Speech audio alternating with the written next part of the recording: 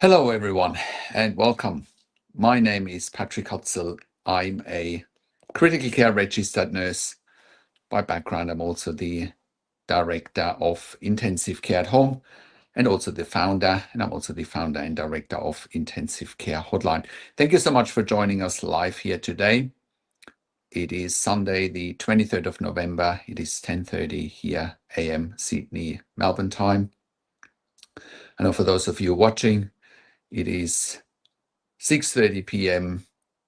Eastern time in the US on a Saturday, 3:30 p.m. Pacific time on a Saturday in the US. So welcome to our international audience. Hi, Helene. Nice to see you again. And thank you for joining. I also want to welcome our viewers on replay, because I know these videos get watched on replay as well for those of you that can't make it live.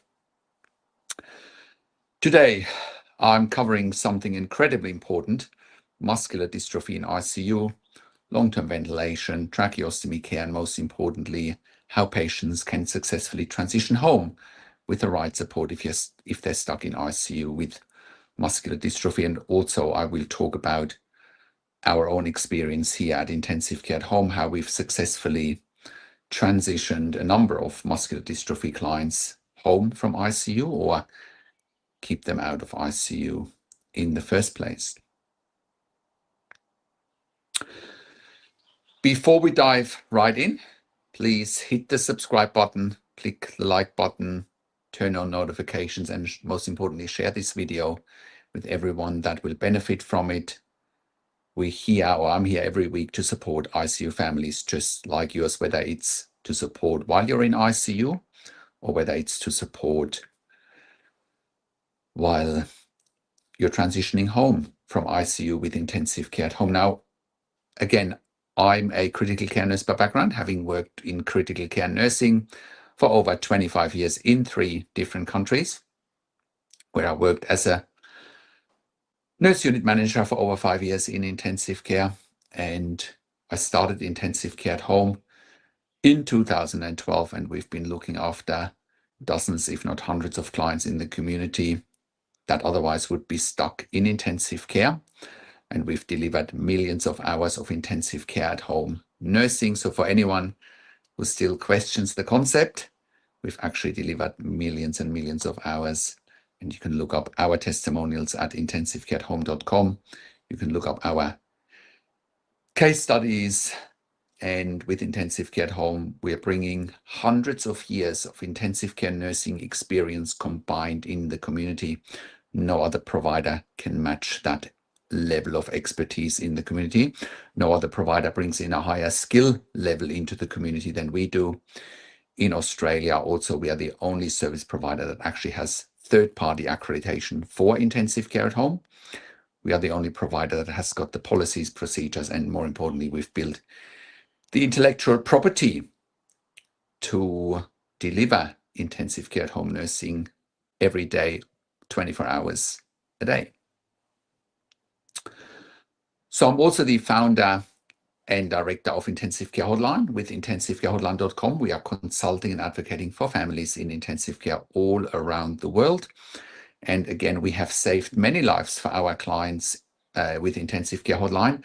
And once again, you can verify that on our testimonial section with our hundreds, if not thousands, of case studies, or on our intensivecarehotline.com podcast, where we've done numerous client interviews. So with Intensive Care at Home, we are providing home care for long-term ventilated adults and children with tracheostomies, but also for home BIPAP, home CPAP without tracheostomies, home tracheostomy without ventilation, cough assist management at home, ventilation weaning at home, central line, peak line, Hickman's line, port management at home, IV or TPN infusions, home potassium, home IV magnesium, home IV antibiotic infusions, SPC management, IDC management, PEG, patch tube management, nasogastric tube and nasotracheostomy tube management at home, all in the concept of intensive care at home, so that anybody who's stuck in ICU long-term can go home. And this is also important for any of you that are watching this, that are told by ICU teams that your loved one is not going to survive. I'll challenge that, and we can look at other treatment options at home or even in ICU. Like I said, we have saved many lives with our consulting and advocacy options. So just a quick setup for today. So we'll be talking about muscular dystrophy in ICU first, and then we'll talk about options, obviously long-term options, how to go home, when to go home. We'll talk about the setup at home. We look at funding at home, who's going to pay for it. Always keep in mind that if you are in a situation like this, that an ICU bed costs between $5,000 to $6,000 per bed day, and with intensive care at home, we're cutting the cost of the ICU bed by around 50%. That's 50. And you as a family and the patient wants to be at home, and the ICU wants a free bed, and the insurance companies want to half the cost. So it's a win-win situation. So let's now look at understanding muscular dystrophy and ICU admissions. I will also talk about, obviously, some case studies today where we've successfully transitioned muscular dystrophy clients home from ICU directly. So let's start with the basics. Muscular dystrophy refers to a group of genetic disorders that cause progressive muscle weakness and degeneration. The most common types we see in ICU, but also in home care, is Duchenne muscular dystrophy. Typically affects boys. Symptoms start at early childhood. Becker muscular dystrophy, similar to Duchenne muscular dystrophy, but milder and a later onset. And myotonic dystrophy affects adults, involves multiple organ systems. Now, also let me quickly talk about Duchenne muscular dystrophy. When I worked with intensive care at home in the early 2000s in Germany, that's where my intensive care at home sort of journey and experience started, by pioneering intensive care at home in Germany way back when. We looked after a number of Duchenne clients with tracheostomies in the community. Now, for any one of you watching this that are especially in Australia or in the UK, I have not seen many Duchenne clients offered a tracheostomy. Their lives are often cut short.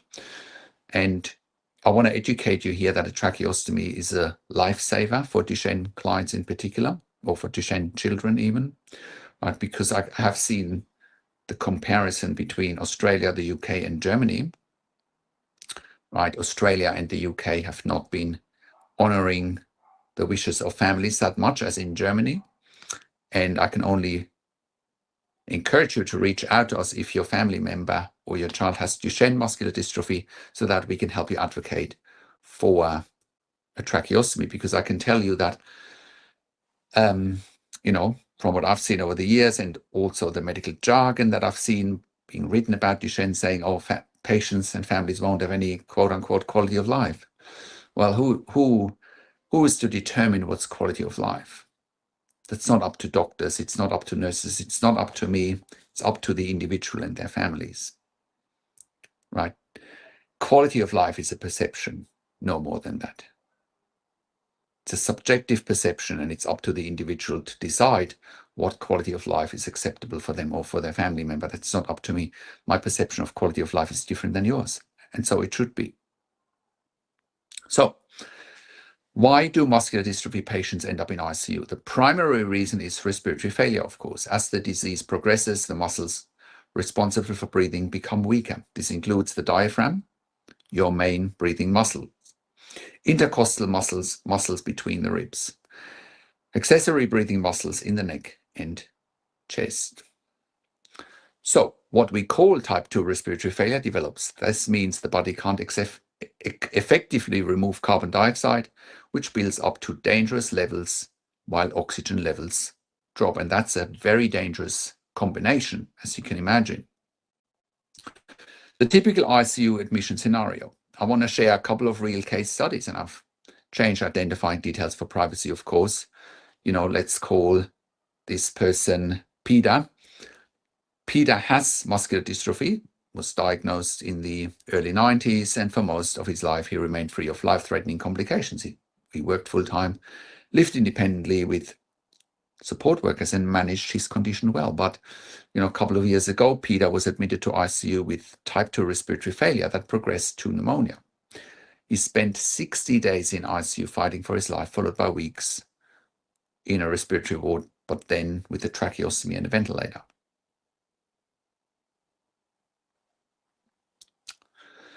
And this is not uncommon. This is not uncommon at all. Respiratory infections that healthy people recover from easily can become life-threatening emergencies for muscular dystrophy patients, right? Another one of our clients also has muscular dystrophy, lived very independently, with his parents, and then, also ended up in a similar situation to Peter, and he spent months in ICU. Now, he didn't need a tracheostomy, he needed BIPAP, ventilation plus cough assist, nasogastric tube, and then ended up going home with intensive care at home because of the BiPAP dependency and the cough assist dependency. And also this particular gentleman also has regular seizures. Peter doesn't have any seizures. This other gentleman, let's just call him John, has regular seizures, BiPAP, cough assist, and muscular dystrophy. So tracheostomy might happen down the line, but irregardless, a lot of muscular dystrophy clients in ICU that transition into the community then end up with a tracheostomy and invasive ventilation, or they end up on BiPAP, CPAP, non-invasive ventilation, but also often cough assist management. So let's look at ventilation options in ICU. So when someone with muscular dystrophy is admitted to ICU with respiratory failure, the critical care team has several ventilation options. Understanding these is crucial for families.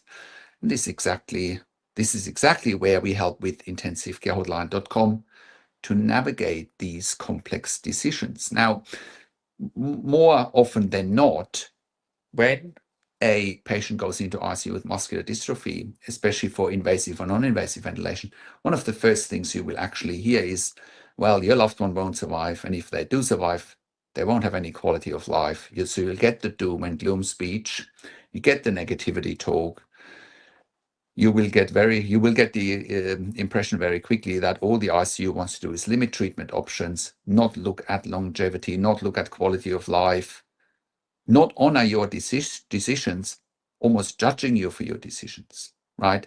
But this is what we help with intensivecarehotline.com. If you have a family member in intensive care, we will help you to manage that negativity and help you to create the narrative, the positive narrative, because ICU is all about creating the negative narrative.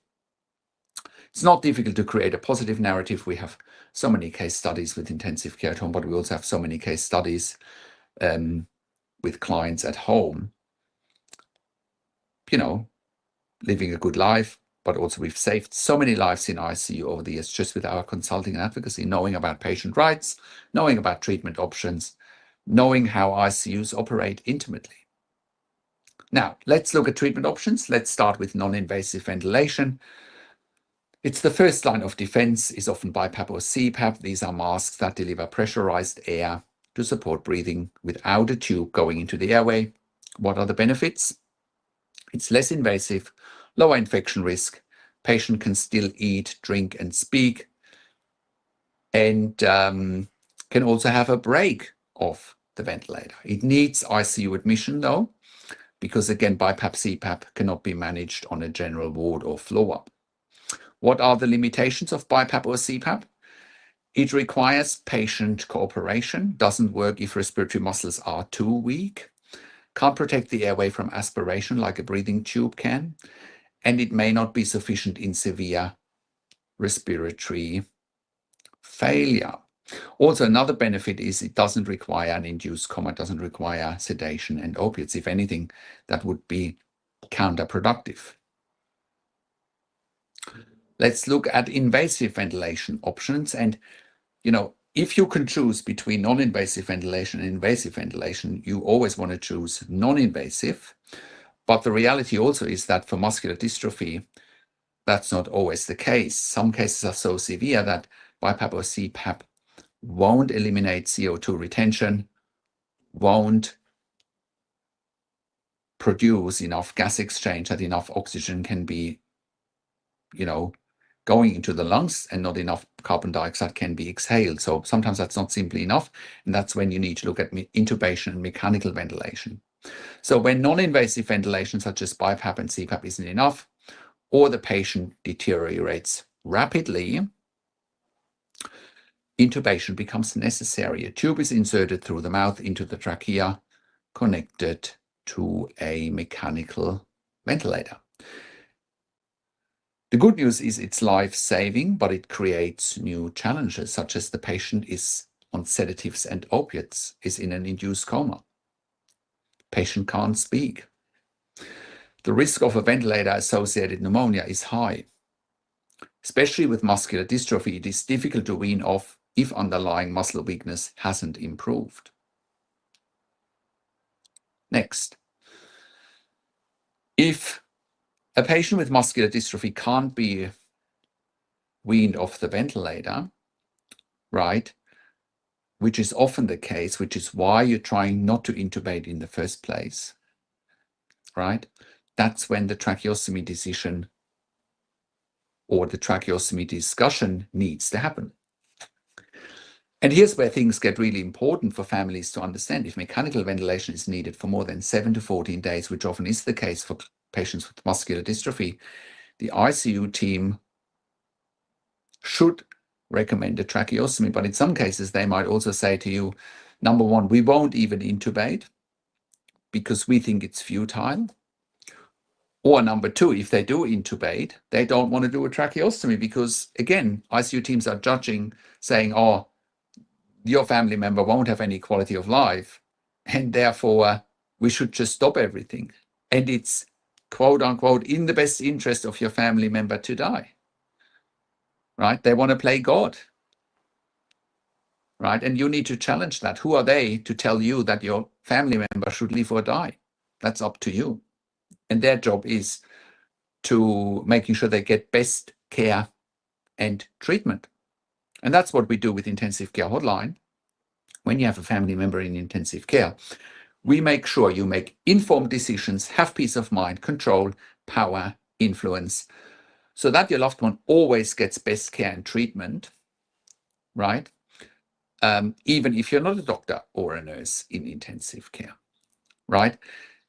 ICUs have no right whatsoever to limit treatment. That's up to you and your family to get best care and treatment for your family member. And that's why you need to get access to the medical records on day one when you have a family member in intensive care. Imagine that documenting not for intubation, not for tracheostomy, and you don't know about it because that's what ICUs often do. I've worked in ICUs long enough to know how they operate. ICUs will only tell you half of the things that are going on, if that. Once you start looking at the medical records, you will actually see that they're creating a whole different narrative in the medical records as opposed to what they're telling you. And you need to be aware of that, right? Also, ICU teams assume that you don't understand. ICU teams assume you're stupid. Well, if you're watching this, you already know that you are smart enough to do your own research, that you can think for yourself. You don't need anybody to think for you. And you're just, making use of the system. The system is there to help people, not to kill them off. But that's what ICUs want to do in many cases. Also, keep in mind, what ICUs are also not telling you is 70 to 90% of ICU patients actually survive. So the odds are actually in your loved one's favor, not against them. If you have any of those challenges that I've just highlighted, you need to reach out to us here at intensivecarehotline.com as a matter of urgency so that we can help you get best care and treatment so that you're not getting, treatment cut short. Because I tell you what the main difference here is as well. The difference between getting treatment cut short in the early days of an ICU admission as opposed to ongoing treatment, especially when it comes to tracheostomies, could be days. Your loved one will pass away within a few days in ICU, or they could be there for months. Intensive care at home can't be set up overnight. There might be a lag time, also organizing funding and all the rest of it. So, ICUs want to limit the time you're spending in ICU. And one way for them to limit is by, quote unquote, selling you that end of life is the best option. By killing your family member is the best option. That's what they're trying to sell you in many cases. Well, the good news is we have saved many lives in those situations just through our consulting and advocacy. So let's talk about the tracheostomy decision, because here's where things get really important for families to understand. If mechanical ventilation is needed for more than 7 to 14 days, the ICU team should recommend a tracheostomy. But even if they don't, you can recommend one with the help from our end. That's where we help you to advocate and help you to get what you want and help you to emphasize hospital policies, laws, state or national laws that help you to advocate. Again, that's what ICUs are not telling you. ICUs are very good at telling you or wanting you to believe they can do whatever they want. Nothing could be further from the truth, right? As long as you stand up for your rights, as long as you stand up for your loved one, as long as you get help, because that's what we are the experts in. So what's a tracheostomy? A tracheostomy is a surgical opening in the neck directly into the trachea. A tube is inserted through this opening to maintain the airway and connect to the ventilator. Why is this better for long-term ventilation? It's more comfortable than a tube through the mouth. It's lowering the risk of airway damage. It's much easier to manage secretions. Patients can eventually speak with proper equipment. Some patients can eat, but that's the minority, not the majority. More importantly, mobility is possible. Patient can sit in a wheelchair, even go outside. All of our clients with intensive care at home have community access. For Peter, this decision was made after his prolonged ICU stay. 3 emergency intubations had damaged his trachea, and his weakened respiratory muscles meant he needed ongoing ventilator support. Now, if anyone watching this has dealt with the tracheostomy decision for a loved one, leave a comment. I know this is one of the scariest decisions that families face in intensive care, but I also think it's not as scary as deciding about end of life, right? And in those moments, this is where Intensive Care Hotline becomes invaluable, because at intensivecarehotline.com, we provide one-on-one consulting to help you understand your options, support in communicating with ICU teams, guidance on ventilation strategies, including home care, help planning for what comes next, advocacy to ensure your loved one gets appropriate care. And also we review medical records. If you're facing these decisions right now, do not navigate this alone. Go to intensivecarehotline.com and book a consultation call with me. We've helped hundreds, if not thousands of families through exactly this situation and saving many lives along the way, where ICUs wanted to stop treatment, where ICUs tried to bully families into end of life. Can you imagine? ICUs trying to bully families to sign off on killing their loved ones. Yes, Helen, thank you for your comment. Yes, I know you have faced this decision with your mom, with your late mom. Okay, so let's look at what critical care in ICU looks like for patients with muscular dystrophy and what they actually need. So let's talk about the level of care muscular dystrophy patients require in ICU, because understanding this is crucial for families, and obviously it's also crucial for planning discharge. Number 1, in ICU, they need 24/7 critical care registered nurse oversight, similar to a home care environment. In ICU, ventilated patients with tracheostomies receive constant supervision from critical care registered nurses who have advanced airway management training, ventilation management expertise, emergency response capabilities, advanced life support certification. The 24/7 critical care registered nurse oversight is also needed for patients on non-invasive ventilation, such as BIPAP or CPAP, because whether it's invasive or non-invasive ventilation, you need to check ventilator settings, you need to check arterial blood gases, you need to check conscious states of patients, you need to make sure patients are not aspirating, you need to be competent in doing suctioning through a tracheostomy or potentially deep suctioning if patients are on BiPAP or on CPAP. So again, what are the specific skills required, whether it's for invasive ventilation with a breathing tube, with a tracheostomy, or for non-invasive ventilation with BIPAP, CPAP, airway management, regular suctioning of a tracheostomy or regular suctioning of a breathing tube, but also regular oral suctioning, sometimes deep suctioning for patients on BiPAP or on CPAP. Emergency tracheostomy tube changes can happen. Cough management, inflating, deflating to allow speaking, and in some cases eating. Recognition of airway obstruction or dislodgement. Ventilator management, setting and adjusting ventilation parameters.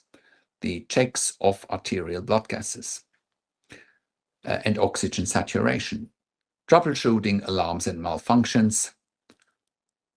Recognizing ventilator patient dysynchrony. Next, prevention of complications.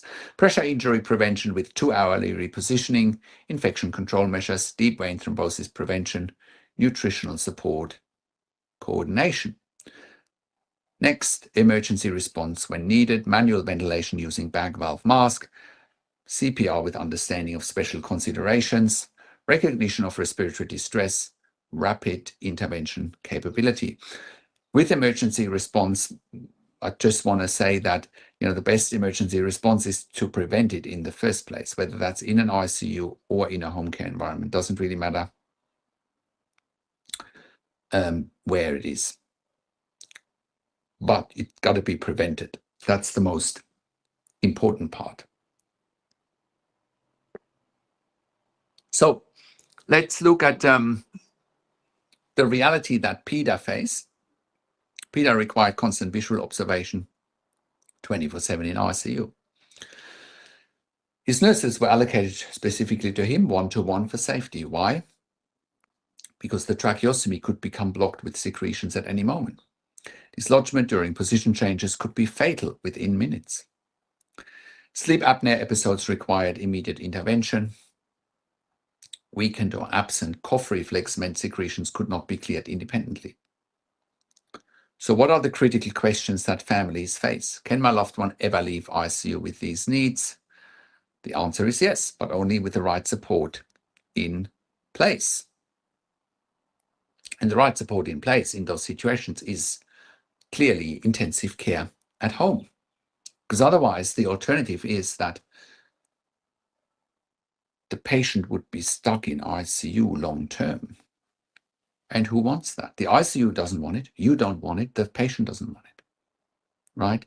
Once again, by offering intensive care at home, it's a win-win situation. And the funding bodies don't want it, whether it's insurance or government funding, doesn't matter. ICU beds cost $5,000 to $6,000 per bed day.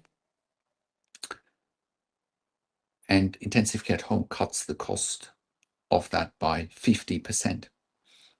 Again, win-win situation. And I can tell you from my extensive experience working in ICU, when a patient is discharged, that bed doesn't stay empty for very long. The next patient comes in no time, generally speaking. So let's look at the discharge planning process or discharge planning challenge. And this is where many families and even ICUs hit the wall. The hospital says it's time to go home, but how can someone requiring ICU level care possibly be safe at home? Well, the common scenarios hospitals suggest is that, if someone stays in ICU long term, to stop treatment and letting them die, because who would want to live like that? Right? Well, I can tell you plenty of people want to live with intensive care at home. And it's often inappropriate to even suggest that, right? It's a scarcity mindset. It's a mindset that's almost denying of life, right? So sometimes even hospitals might suggest, your loved one can go to an aged care facility, right? Which is not really possible because no aged care facility can accommodate ventilated or tracheostomy clients, right? Some hospitals might suggest for patients to go to a group home or an SDA or a SEAL, that's in Australia. And that can work if we provide the care in a SEAL or in an SDA or in a group home. Patients still need 24-hour nursing care. because staff caring for multiple residents cannot respond immediately. And I can tell you those staff are not critical care nurses. But a group home, an SDA or a SEAL in Australia under NDIS funding can work. We've got, like I said, we've got clients in a SEAL or in an SDA. As long as they have one-to-one nursing, it's fine. It's fine. Some families choose a SEAL, an SDA, or a group home. And then, of course, going home with intensive care at home, and that's unrealistic unless it's intensive care at home with 24-hour intensive care nurses, basically bringing the ICU into your home,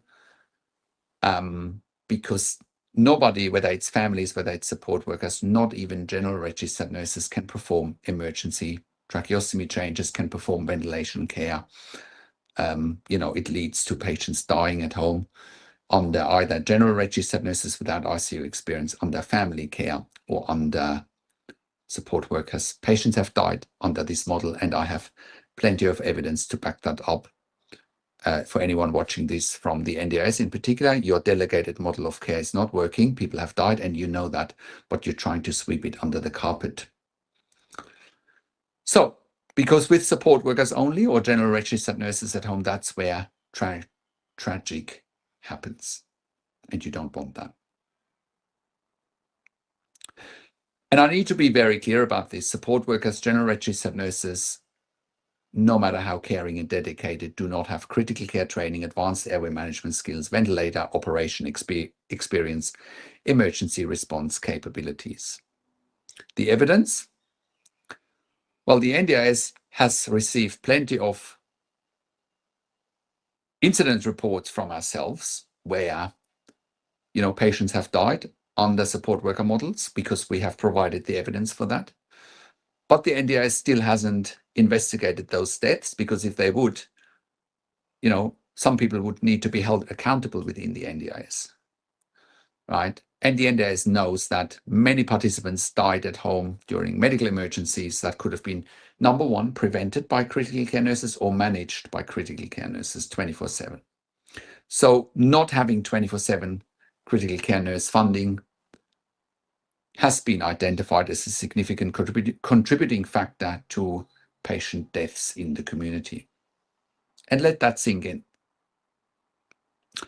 These were preventable deaths, and most of these deaths were young people.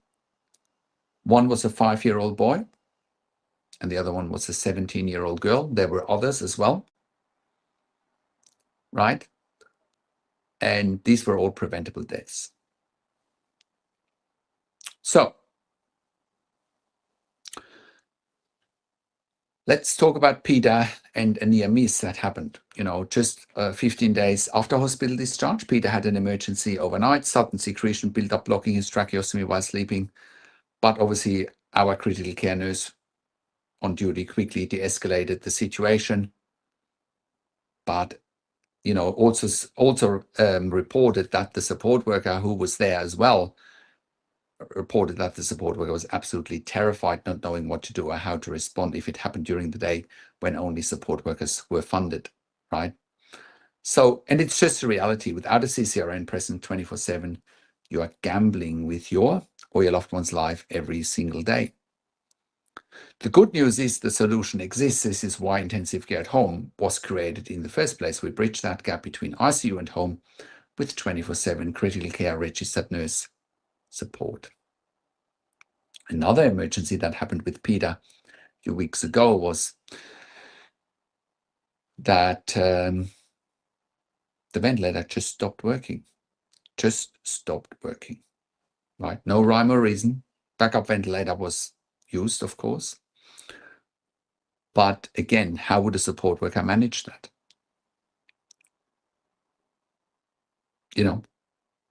They wouldn't manage it at all because they simply don't have the expertise. And this is also where evidence comes in, where evidence is so important. So what do I mean by that?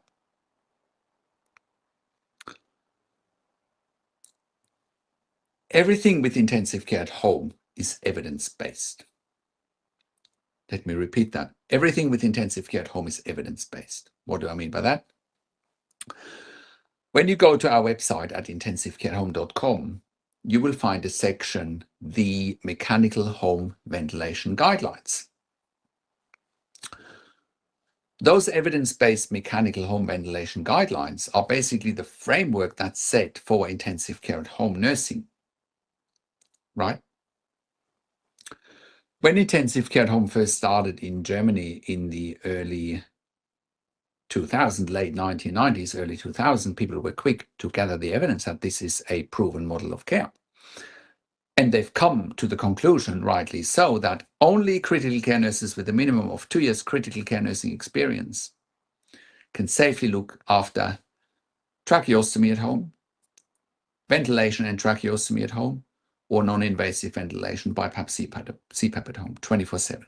It's not 12 hours a day, 15 hours a day, 5 hours, it's 24 hours a day.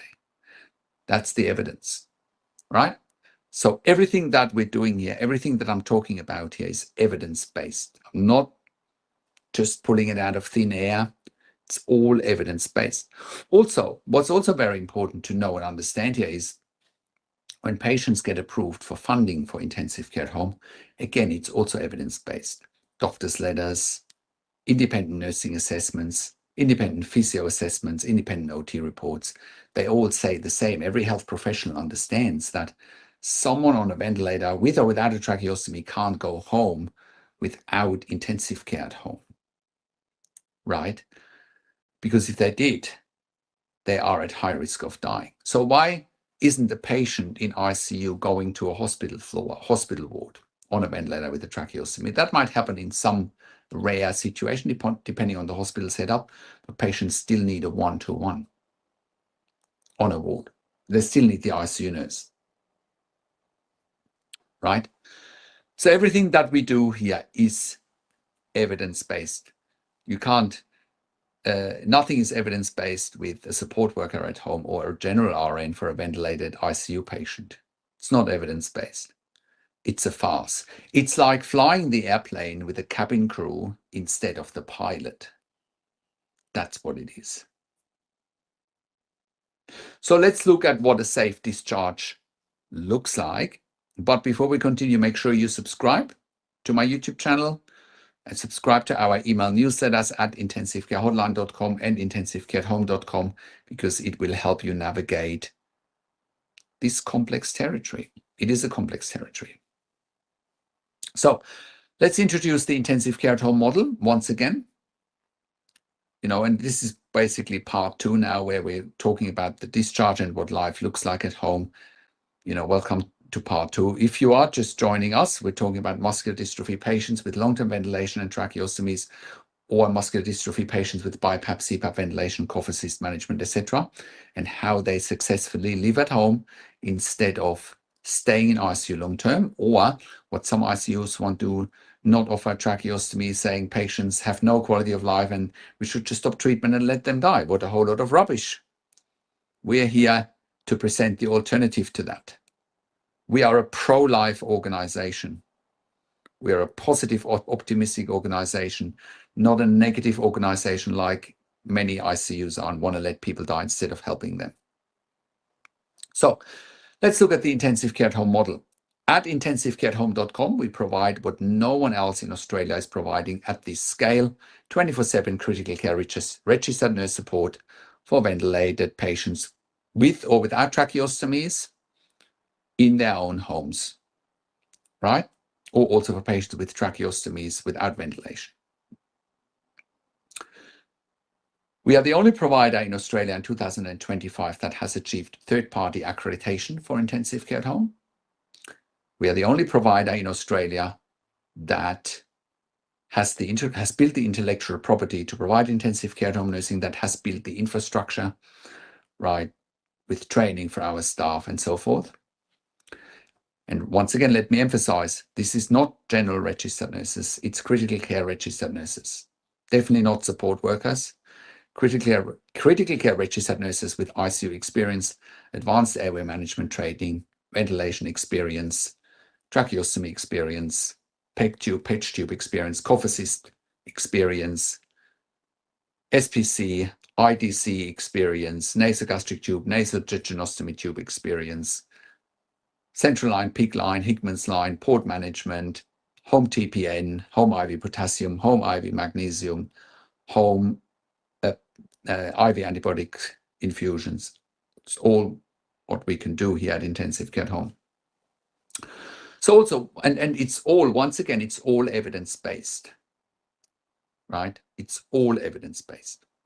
Again, go to our website at intensivecarehome.com and have a look at the evidence-based mechanical home ventilation guidelines. It's all there. That's our framework, and it's a framework for safety. A support worker or a general RN framework is a framework for a disaster waiting to happen. It's the framework for a death sentence. So, what makes critical care registered nurses different in the community? Education and training. Bachelor of Nursing, 3 to 4 years, ICU experience, or sometimes ED experience. A combination of both is good. Postgraduate qualification in critical care nursing, specialized training in advanced airway management, including tracheostomy care. We require competencies, advanced clinical assessment and decision-making, autonomous practice in high-risk situations sometimes, but the goal is always to prevent those high-risk situations in the first place. Enhanced knowledge of airway anatomy and respiratory physiology, rapid detection and assessment of tracheostomy emergencies, emergency management skills, annual requirements, advanced life support recertification, continuing professional development, competency assessments, equipment training updates, and so forth. So let's compare support workers with registered nurses versus critical care registered nurses or ICU nurses. Support workers, with all respect, might have worked at the supermarket last week, and now they're meant to look after vulnerable ICU patients. Not possible, right? They can't administer medications. They cannot perform airway suctioning independently, cannot troubleshoot ventilators, cannot perform emergency procedures. I'm not even going there. It is like flying the airplane with the cabin crew instead of the pilot. Even general registered nurses, they can administer medications, they can perform basic airway care, but they have no ventilation knowledge, no advanced emergency training, no tracheostomy experience, no BIPAP, CPAP experience. They can't usually give TPN either, can't manage a central line, can't manage a peak line, can't manage a Hickman's line, can't manage a port. Some can, but it's the exception, not the rule. And think about it. If general registered nurses or support workers could do all of that, why are we not having them in ICU? That should be the answer to everyone here.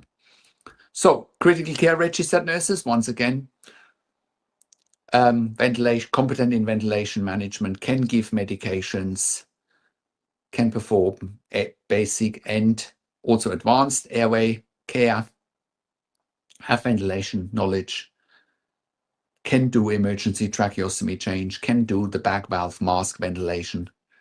They have the advanced assessment capabilities, and they can autonomously manage emergency responses, at least until help arrives, if that's what's needed.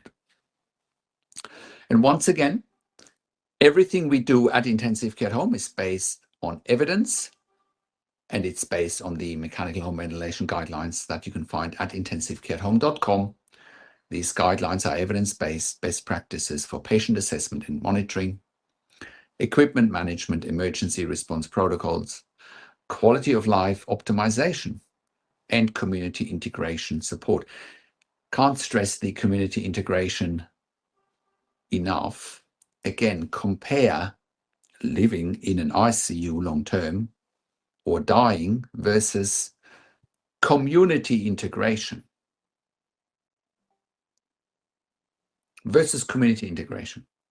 It's like day and night.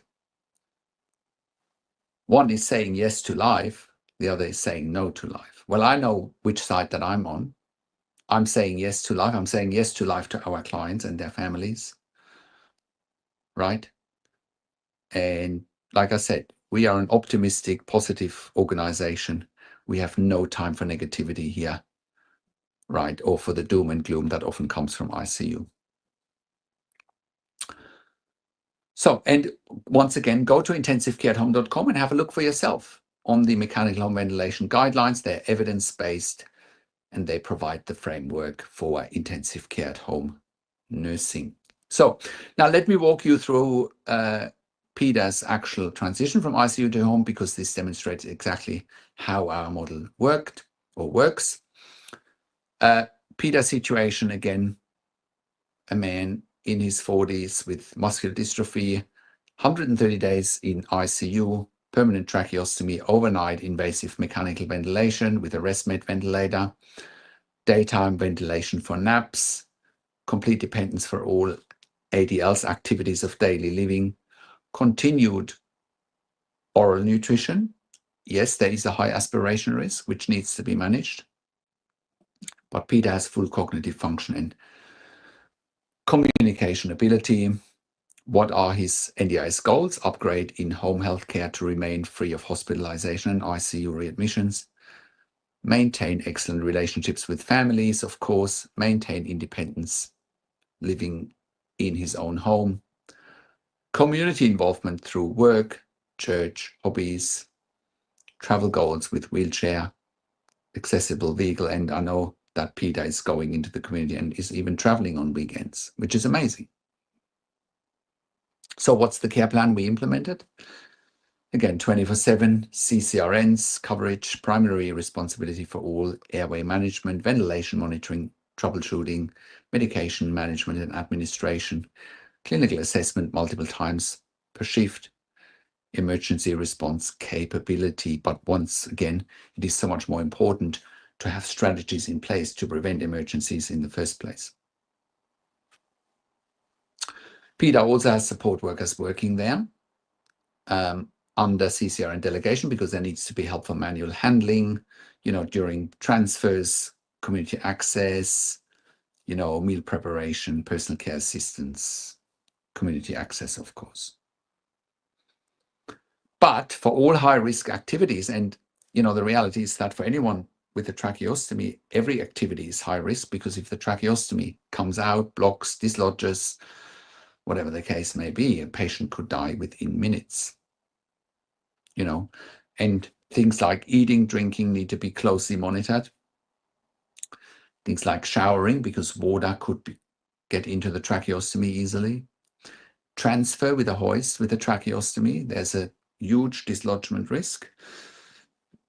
Obviously, even during sleep, ventilation needs to be monitored.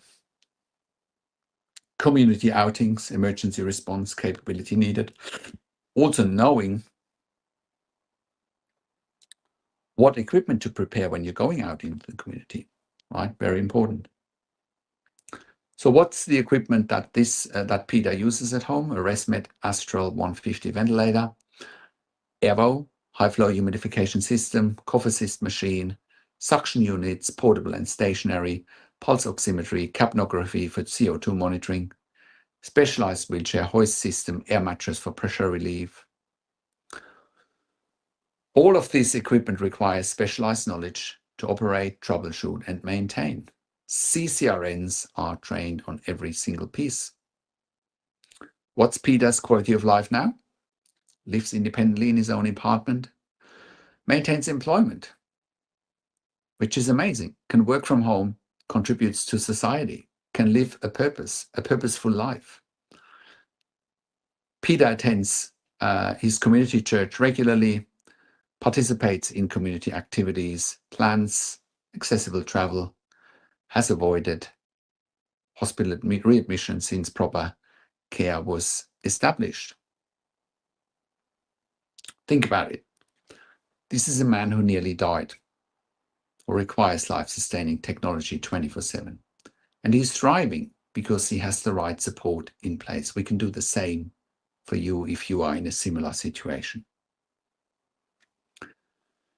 Now, let's also look at the reality of 24/7 critical care home care needs. I want to really get specific about what 24/7 means, because this is where funding discussions happen and families need to understand what's truly necessary. What does a typical night shift look like, for example? Shift handover from the day team, safety equipment checks, ventilation, emergency equipment, oxygen monitoring, medication administrations, a snack or a drink for the client, because it's a high aspiration risk activity, nebulizer treatment, clinical observation, chest auscultation, hoist transfers, maybe to the bathroom, to the commode. It's a 2-person activity. It's high risk. Again, can all be managed with the right supports in place. Face and hand hygiene, teeth brushing. Again, it's a high risk aspiration activity. No healthy person would think that brushing your teeth is a high risk aspiration activity, but for patients on ventilation tracheostomy with swallowing difficulties, it is. Then tracheostomy care is a 2-person high-risk activity. Changing the dressing, cleaning it sterile, changing inner cannula. That's all the skill of an ICU nurse. Cough inflation and pressure management also. Pressure management of the cough is also a critical care nurse activity. Connect to ventilator, disconnect from ventilator. Knowing when to connect, knowing when to disconnect without putting the patient at danger or at risk is also very important, and it's the skill of a CCRN. So, hourly ventilation documentation and monitoring bleeding, monitoring that condensed water is not building up on the ventilator, emptying the circuit from water if there is condensed water building up. 2-hourly pressure area care and repositioning, which is a 2-person job, of course. 1 CCRN, 1 support worker. Joint massage and stretches as needed. Tracheostomy suctioning every 2 to 3 hours minimum or as needed. Suction unit maintenance, oxygen saturation monitoring, nebulizers, and so forth. Next, monitoring morning limb stretches and exercises, cuff deflation procedure, again, 2-person procedure, disconnect from ventilator, hoist transfer to commode transfer to toilet, bowel motion and assessment, shower and daily hair wash. Again, you got to make sure no water is entering the tracheostomy. Again, that's a skill that only CCRNs have. Bowel motion assessment, teeth brushing, again, high risk, high aspiration risk procedure. Hoist transfer to bed for dressing and full skin assessment, hoist transfer to wheelchair, tracheostomy dressing and tape change, clinical observation and assessment, medication administration, breakfast preparation and feeding, restocking of consumables, and so forth. And then going out, of course. Right? How many times have I mentioned high risk now?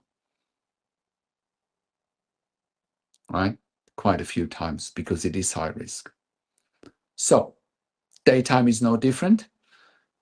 The PIDA has naps during the day and requires ventilation. Eating happens multiple times. Again, high risk. Community outings require airway management capabilities and so forth. Work from home days still need full support. Any deterioration in condition requires immediate assessment and escalation. There is no time when PIDA doesn't need a CCRN available immediately. Not for 1 minute, not for 10 minutes. Not we'll call an ambulance. Because I can tell you from experience, in an ideal world, let's just say you call the ambulance and the ambulance arrives in 5 minutes. The ambulance walks into the room, sees a ventilator, sees a tracheostomy, and goes like, oh, that's not part of our skill set. And I can tell you that I've seen that with my own very eyes. Ambulance crews have no idea about ventilation and tracheostomy. I'm not making it up. Once again, cost effectiveness, 24/7 CCRNs care is not expensive, because an ICU bed $5,000 to $6,000 per bed day, versus intensive care at home is about half of that. Preventable hospital admissions, the money has already paid off.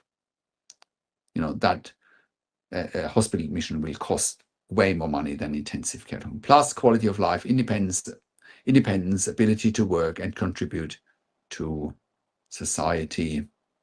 And one of the biggest myths about home ventilation with tracheostomy is that patients become homebound. This is absolutely false when you have proper support. Our clients have community access.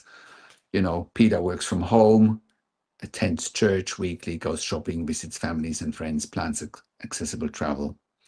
Other clients we support go to the beach, go to restaurants for meals, go to the movies, sport events, family celebrations, school attendance for pediatric clients, university classes, employment, and so forth. This is what proper intensive care at home looks like and what proper 24/7 CCRN support enables. How do we make it safe? 24/7 CCRN accompanies all outings, portable suction equipment, backup tracheostomy tubes, backup ventilator, back valve mask, resuscitator, mobile oxygen if needed, pre-planning for accessibility, risk assessments for the activities. The psychological impact of that, living at home with community access versus institutionalized care. Maintain dignity and independence, preservation of family relationships, sense of purpose and contributions, mental health benefits, social connections, and a hope for future. And this isn't just about keeping people alive, it's about keeping them living. So if you're watching this and you're thinking, my loved one needs this for ventilation, tracheostomy, muscular dystrophy, or any other condition, go and check out intensivecareathome.com or intensivecarehotline.com. Intensivecarehotline.com for families currently in ICU, intensivecareathome.com for discharge planning inquiries. We walk you through every single step. We've done it many, many times. And we'll help you develop the care plan. We'll help you with getting the funding. Do not worry about the funding. We'll help you with that step by step. We'll help you create a team of CCRNs that you are comfortable with, right? We help you with staff selection. We involve you in staff selection. We coordinate with the hospitals. We train the staff just for your family member. And, the type of conditions we look after: muscular dystrophy, motor neuron disease or ALS, spinal muscular atrophy, spinal cord injuries, neurological conditions such as cerebral palsy, Rett syndrome, and so forth. Any condition really requiring long-term ventilation with or without a tracheostomy. So we've covered a lot today, and I want to thank you for watching this. Again, go to intensivecarehotline.com and intensivecareathome.com. I do these YouTube lives once a week, and I will talk to you again next week around the same time. The evidence is clear. Home mechanical ventilation guidelines that are evidence-based that you can find at intensivecareathome.com versus long-term ICU stay or ICU telling you the only option for your loved one is to die. Don't give up hope. We are here to help you every step of the way. Go to intensivecarehotline.com and intensivecareathome.com. Reach out on one of the numbers there or send us an email to info@intensivecareathome.com or to support@intensivecarehotline.com. With all of that said, thank you very much. Like, comment, subscribe to my YouTube channel, like the video, click the notification bell, and share the video with everyone that will benefit from this. And thank you once again. Have a wonderful week, a wonderful weekend. Take care for now. Now, with intensive care at home, we are currently sending our ICU and critical care nurses into the home 24 hours a day. We are providing the following: home care services for ventilated adults and children with tracheostomies with critical care nurses 24 hours a day. A genuine alternative to a long-term stay in intensive care or long-term acute care, tracheostomy care for clients without ventilation, home care services for patients on non-invasive ventilation such as home BIPAP, home CPAP, home TPN, which is also known as IV nutrition, home IV potassium and home IV magnesium infusions, IV fluids, and IV antibiotics. We are providing central line management, peak line management, Hickman's line management, as well as port management at home. We're providing nasogastric tube and PEG tube management at home, the use of cough assist machines for our clients for airway clearance at home, palliative care services at home, as well as ventilator weaning at home. We're also sending our critical care nurses into the home for emergency department bypass services. We have done so successfully as part of the Western Sydney Local Area Health District, their In Touch program, saving approximately $2,000 per patient that we keep at home instead of them going to an emergency department. That also means we're in a position to cut the cost of an intensive care bed by around 50%. An intensive care bed costs between $5,000 to $6,000 per bed day. Our service costs between $2,500 to $3,000 per bed day, and we're freeing up the most sought after bed in the hospital, which is the ICU bed. Most importantly, we're improving the quality of life for patients and their families, which is a win-win situation for all stakeholders. Of course, quality of life is much improved surrounded by families and by a team of dedicated intensive care nurses in the home care setting instead of in an intensive care unit. With intensive care at home, we are currently operating all around Australia in all major capital cities, as well as in all regional and rural areas. We work with NDIS clients all around Australia, TAC and WorkSafe in Victoria, Department of Veteran Affairs all around Australia. Our clients and we as a service provider have also received funding through public hospitals, private health funds, as well as departments of health. We are having policies and procedures for intensive care at home nursing, and we've built all the intellectual property for intensive care at home since 2012. No other provider in Australia has created more intellectual property when it comes to intensive care at home nursing than we have. This puts us in a position to employ hundreds of years of critical care nursing experience combined in the community. No other service provider in 2025 employs a higher skill level in the community than we do, which enables us to look after the highest acuity adults and children in the community in Australia safely. So if you're at home already, and if you're watching this, or you're stuck in an ICU long-term, or if you're going to hospital and ED all the time, and you realize that you don't have the right level of support at home, or if you are stuck in an ICU, I'll give you a real-world example today how we can help you. One of our first clients when we first got started in 2012 was a client who was at home initially on a ventilator with a tracheostomy with a support worker model 24/7. Of course, support workers are not equipped to look after a client at home on a ventilator with a tracheostomy. That is dangerous and it's simply negligent. Having support workers looking after a client at home on a ventilator with a tracheostomy is like flying the airplane with a cabin crew instead of the pilot, because anyone on a ventilator with a tracheostomy is at very high risk of medical emergencies 24/7, or even at high risk of dying if they don't have a team of dedicated critical care nurses looking after them 24/7 at home. This is actually evidence-based and is documented in our mechanical home ventilation guidelines that you can find on our website at intensivecarehome.com. Think about it. In an intensive care unit in a hospital, you wouldn't have support workers looking after your critically ill loved one or after any critically ill patient on a ventilator with a tracheostomy. So why would anyone in their right mind do that in a home care environment in the community?